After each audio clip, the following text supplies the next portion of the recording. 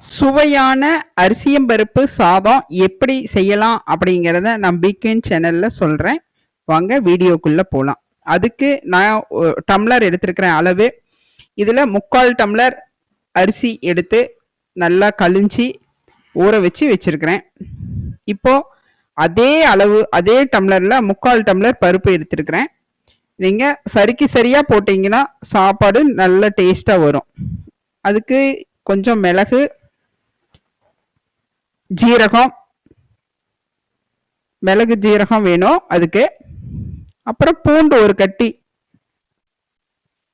அதை வந்து தோல் எடுத்து வச்சிருக்கேன். 2 தக்காளி பழம், பச்சை மிளகா 3, கொஞ்சம் ஒரு குத்து சின்ன வெங்காயம், 2 வரமிளகா.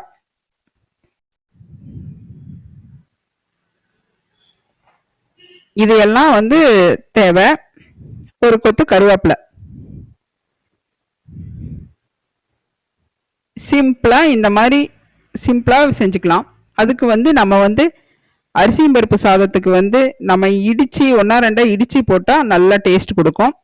அதுக்கு 1 ஸ்பூன் மிளகு, 1 ஸ்பூன் ஜீரகம், இது ரெண்டையும் கொரகொரப்பா இடிக்கல்லுல இடிச்சுக்கலாம். இது வந்து ரொம்ப நைஸா அரைக்க கூடாது. இடிக்கல்லுல இடிச்சா போதும். பாருங்க, இந்த மாதிரி கொரகொரப்பா இருந்தா போதும். உடைச்சா போதுமானது. இந்த மாதிரி உடைச்சுக்கலாம் ஜீரகத்தையும் மிளகையும். இதோட நாம உளிச்சு வச்சிருக்கிறோம்ல ஒரு கட்டி பூண்டு, அதையும் போட்டு, பூண்டு சும்மா அப்படியே நசுக்குனா போதுமானது. 1-2 ரொம்ப நைஸா அரைக்க கூடாது. அரிசி பருப்பு சாதத்தை பொறுத்த வரையிலும் நைஸா அரைக்காம பாருங்க இந்த மாதிரி இருக்கணும்.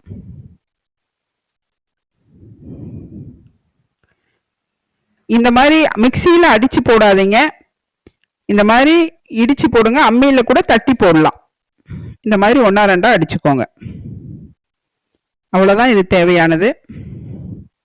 இப்ப அரிசி பருப்பு சாதத்தை தாளிச்சு கொடுத்துடலாம். ஒரு குக்கரை வச்சு குக்கர் ஹீட் ஆனோடனே நல்லெண்ணெய் விட்டுக்கிறேன். நான் நல்லெண்ணெயில தாளிச்சா அரிசி பருப்பு சாதம் வந்து சாப்பாடு பஞ்சு மாதிரி இருக்கும். நல்லெண்ணெயும் நெய் தான். கடலெண்ணெய் விட நல்லெண்ணெய் நல்ல ருசி கொடுக்கும். நல்லெண்ணெய் ஹீட் ஆனதுக்கு அப்புறம் நம்ம உளிச்சு வச்சிருக்கிற ஒரு குத்து சின்ன வெங்காயத்தை போட்டுக்கலாம். இது கட் பண்ண வேண்டிய அவசியம் இல்லை. எப்படியா இருந்தாலும் நல்ல கொலைய வெங்காயம் வெந்து போயிடும். அது நல்லா கலர் மாறுற வரையிலும் நல்லா எண்ணெயில பொரியட்டும். அதுக்கப்புறம் 3 பச்சை மிளகாய், 2 வரமிளகாய் கிள்ளி வச்சிருக்கோம்ல, அதை அதில் சேர்த்துக்கலாம். அதையும் சேர்த்து நல்லா வதக்கிக்கலாம். இதெல்லாம் நல்லா வணங்கட்டும். நம்ம ஒரு கொத்து கருவேப்பிலையை அதுலேயே போட்டுடலாம். இது எல்லாம் நல்லா வதங்கி வரட்டும். இப்போ இதுல கொஞ்சமா பெருங்காயத்தூள் சேர்த்துக்கலாம். கட்டி பெருங்காயம் தூள் பண்ணி வச்சிருக்கேன். அதை அதுல கொஞ்சம் 1 டீஸ்பூன் சேர்த்துக்கலாம். இதெல்லாம் பெருங்காயம் எல்லாம் நல்லா பொரிஞ்சு வரட்டும். இது நல்லா பொரிஞ்சதுக்கு அப்புறம் இதுல நம்ம இடிச்சு வச்சிருக்கிற ஜீரகம், மிளகு, பூண்டு இதை வந்து அதுல சேர்த்துக்கலாம். இது சேர்க்கும் போதே நல்ல வாசனை வரும். அந்த எண்ணெயில வதங்கும் போது இது நல்ல வாசனை வெளியே வரும். அப்படியே கம கமன்னு இது எண்ணெயோட சேர்ந்து வதங்கட்டும். அது கொஞ்சமா மஞ்சள் பொடி போட்டுக்கலாம்.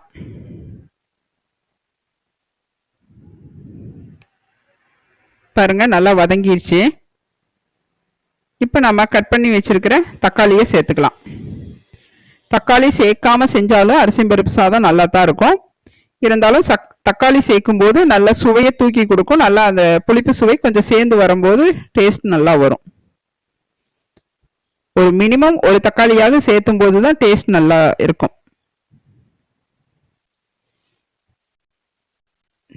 நல்லா இது எல்லாமே நல்லா வெந்து வரட்டும்.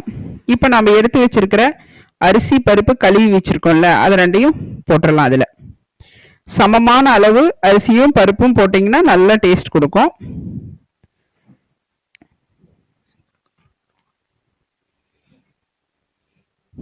இது வந்து சாதா ரைஸ் அரிசிங்கிறதுனால நீங்க ஒரு 1 ஹவராவது ஊற வச்சிருங்க, அல்லது 1/2 ஹவராவது குறைஞ்சபட்சம் ஊறுனா நல்லா சாதம் நல்லா வரும், மலர்ந்து வரும். இது ரெண்டையும் சேர்த்து நல்லா கலக்கி விட்டுறலாம். நான் வந்து இது ரேஷன் பருப்பு எடுத்திருக்கேன், நீங்க எந்த பருப்பு வேணாலும் போட்டுக்கலாம்.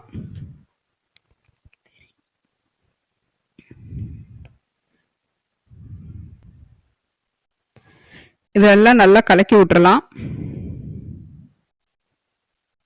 இப்போ எடுத்து வச்சிருக்கிற தண்ணி அதில் ஊற்றிடலாம். இப்போ வந்து சாதம் குலைவாக வேணும் அப்படின்னீங்கன்னா, இது வந்து நார்மலாக வேணும் அப்படின்னா நீங்கள் 1க்கு 2 தண்ணி வைக்கலாம். சாதம் குலைவாக வேணும் அப்படின்னீங்கன்னா 1 டம்ளர் எக்ஸ்ட்ரா வச்சுக்கோங்க. இப்போ 2 அரிசியும் பருப்பும் 1.5 டம்ளர் அப்படின்னா 3 ஊற்றணும். பட் நான் 4, 4.5 ஊற்றிருக்கேன். இதுக்கு கொஞ்சமாக ஒரு 2 ஸ்பூன் நெய் சேர்த்துக்கலாம். நெய் சேர்க்கும்போது சாதம் நல்லா மணமாக இருக்கும், அரிசி பருப்பு சாதம். அதே மாதிரி நல்லா பஞ்சு மாதிரி வெந்து வரும்.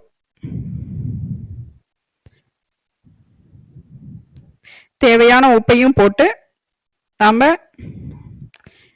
மூடி வச்சிடலாம். உப்பு செக் பண்ணி மூடி வச்சிடலாம்.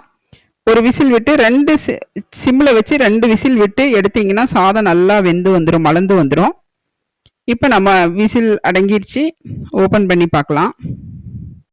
பாருங்க சாதம் நல்லா, நான் குலைவா வேணும் அப்படிங்கிறதுனால தண்ணி எச்சா வச்சிருக்கேன். நீங்க பலன்னு வேணும் அப்படின்னீங்கன்னா தண்ணியை கம்மி பண்ணிக்கோங்க.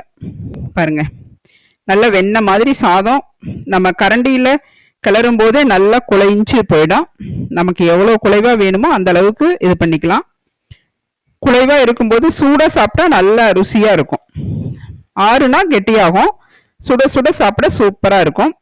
இப்ப நம்ம சாப்பிட தயார் பண்ணிடலாம். பாருங்க ஒரு இலையில இப்படி எடுத்து வச்சோம்னா சாதம் பாருங்க பொங்கல் மாதிரி அழகா சூப்பரா வருது பாருங்க.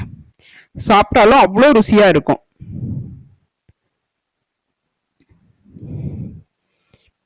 இதுக்கு நீங்க கொத்தமல்லி வேணும்னா போட்டுக்கலாம், ஆனா இதெல்லாம் போடாமையே நல்லா இருக்கும்.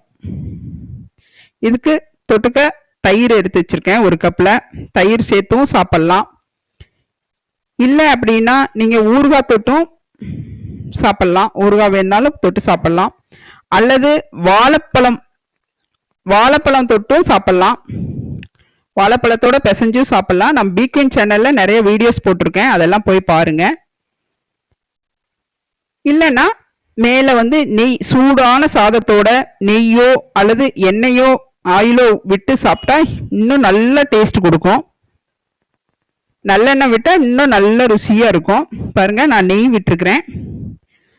சாப்பாடு அரிசி பருப்பு சாதத்தை பொறுத்தவரையிலும் நல்ல சுட சுட சாப்பிட அவ்வளோ டேஸ்டா இருக்கும். நீங்க இதே மாதிரி செஞ்சு சாப்பிட்டு பாருங்க, உங்க வீட்டில் நல்ல டேஸ்ட் கொடுக்கும்.